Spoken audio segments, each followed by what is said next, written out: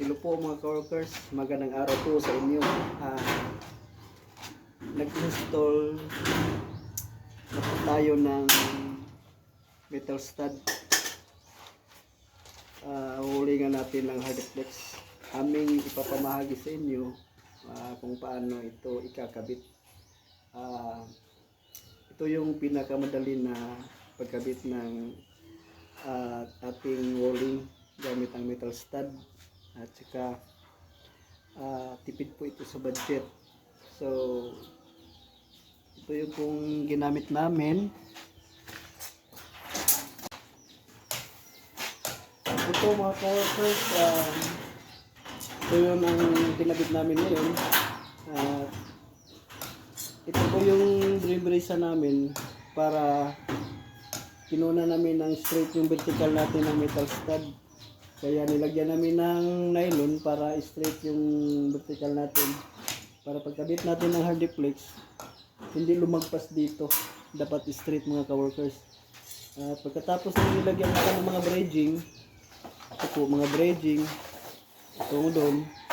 Pagkatapos na namin paglagay ng bridging, saka namin tatanggalin to. Para nakakabit na yan. Hindi na ito na kilos po mga coworkers. Ayan. So, ang ginamit namin na metal stud is number 3. Ito po mga coworkers. At ayan po. Yung rivets namin. So, naka-flooring na. Tapos, so, wag mag-alala po mga coworkers kasi matibay din po ito. Baka mayroong nag-iisip na hindi po ito matibay. So matibay po ito mga coworkers. Marami na kaming nagawa ng katulad dito mga coworkers. Yung light materials lang. Yung iba yung gumawa kami ng residential na concrete. At kanilang loob, yung mga division nila, ginamitan ng metal stud para hindi masyado mabigat yung kanilang bahay.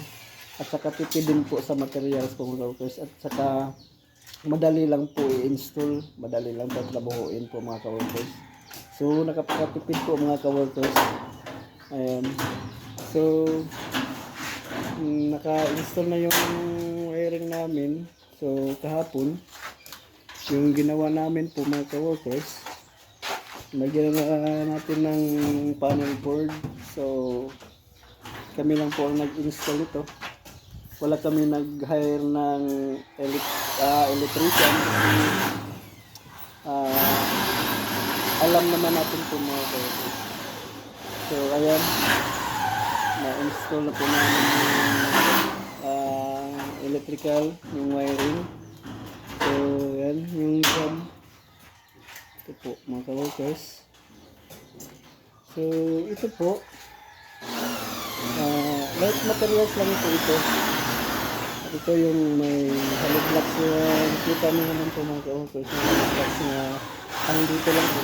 Lalagyan pa namin ng hollow blocks sa ngayon. Kasi ito yung lababo yung ilagay dito. At ito yung window. So lagyan namin ng sliding yan.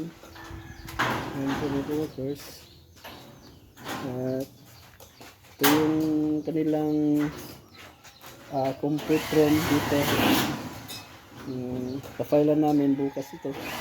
Katapos namin mag double walling na sa kanilang room.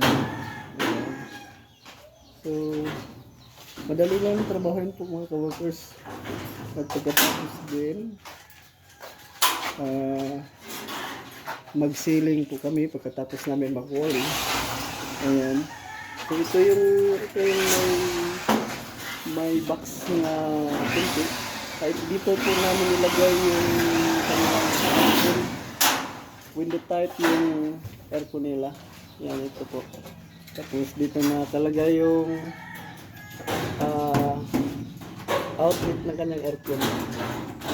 So dapat makalimutan ng paglagay ng mga wirings kapag double walling na, mahirap na.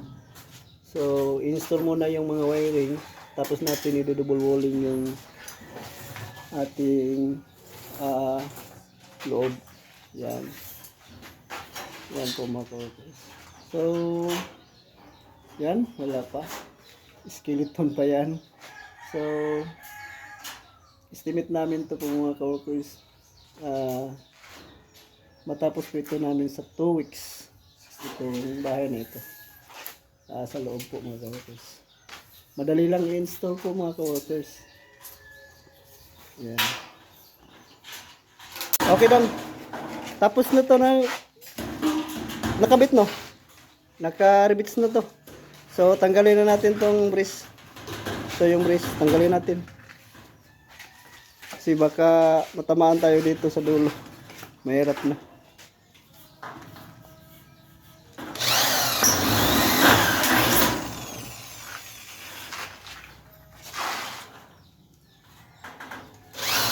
...61 cm din.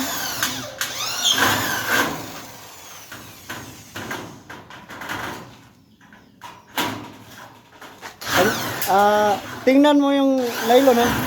Itong nylon ba? Para straight.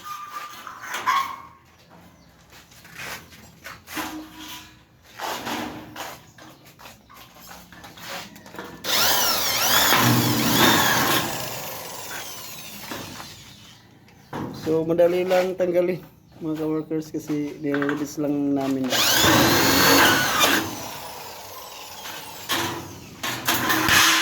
Ayan, natapos na po mga ka-workers yan, tinanggalan namin. So straight na yung vertical natin. Straight na. Yan, binibilisan namin kasi kinuha namin yung straight ng ating vertical. Kasi may jump po ito dito.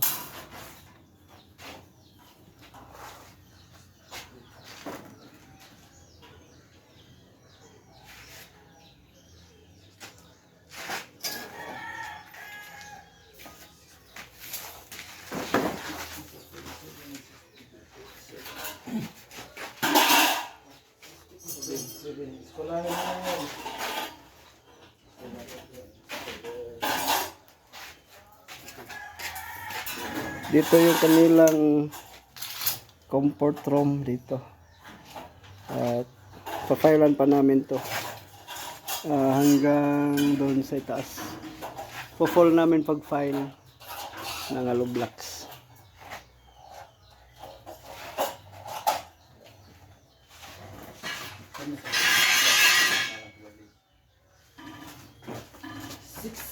Salamat po sa inyong panonood po mga ka-workers at salamat po sa inyong suporta. Ingat po kayo. God bless you po. At ito po mga ka-workers, ito yung paglagay natin ng bridging. So hindi siya level, taas yung isa. So dapat natin gawin, tutuwiran natin to. Gamit ng ating plies. Tutuwirin natin ito mga ka-workers para malibel siya. Tulad dito, ito po mga ka-workers, pina-plies na natin yan. Yan.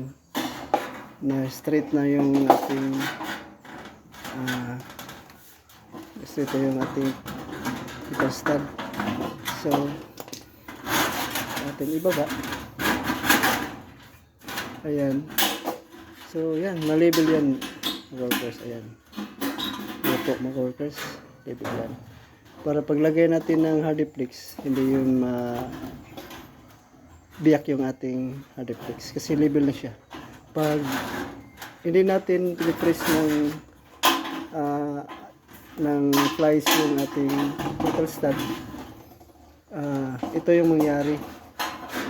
Taas yung isa. So paglagay natin ng hardiplex, pag rivets natin dito, mabiyak yung hardiplex. So hindi maganda. Dapat ganito para label siya. Yan mga ka-workers. Pag ma-rivets natin to, label siya. Yan. Katulad nito po mga ka-workers. Yan. Label siya. Pag lagyan natin yung hardiplex, hindi mabiyak yung ating hardiplex. Ito. Ganyan. So, ganito dapat. Baka sabihin yung hindi matibay yung metal stud,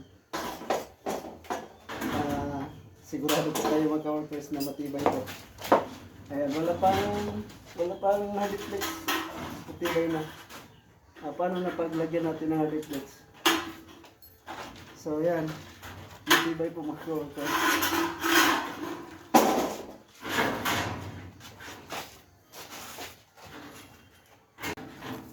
So ito na yung wiring, yung outlet, convenience outlet natin.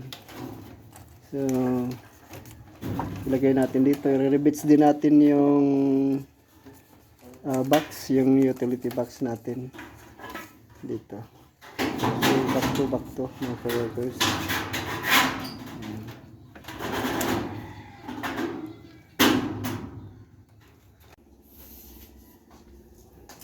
Ayan po mga ka-workers, ito na po yung ating in-install na metal stud yan.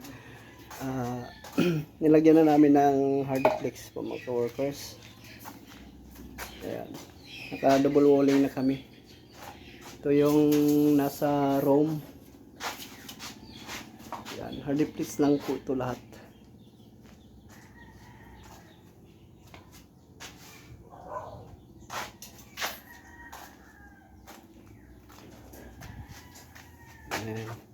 So, matibay na mga ka-workers. Ito yung flexible hose natin, yung wiring.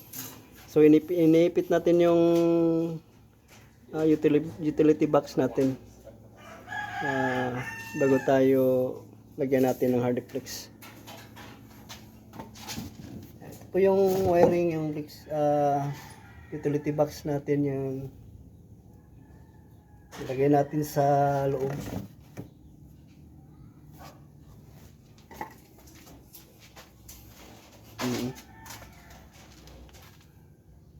So bago tayo maglagay ng hardiplex, so siguraduhin natin na naka-fix na yung lahat yung mga wirings saka itong utility box. So kakatingan lang natin yung hardiplex natin. Yan. Yan, ito po yung ating wiring. At binutasan natin yun dito mga ka-workers, yung para may pasok natin yung flexible hose dito. Ayan, yan, binutasan natin mga ka-workers. Dito natin ipapasok yung flexible hose. Ito, tulad nito. Yan, andun din sa taas, pinasok natin. Dito rin natin ipasok yung nating flexible hose. Yung ginamit namin na pagbutas nito mga ka-workers, ang ginamit natin, dinidrill natin yung stud at binutasan natin. Ang ginamit namin is yung plies, yung long nose yung ginagamit natin kasi matulis yung ating long nose para maikot natin yung long nose para mabutas to. Ayan, naka-fix na yung mga wirings. Pagkabit na lang ng hardiplex. Yan, naka-fix na yan lahat.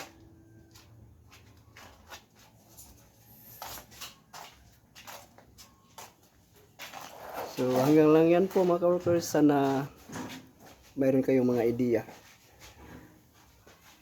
Ayan. So basic lang to. Madali lang i-install. Salamat po mga ka-workers sa inyong panonood.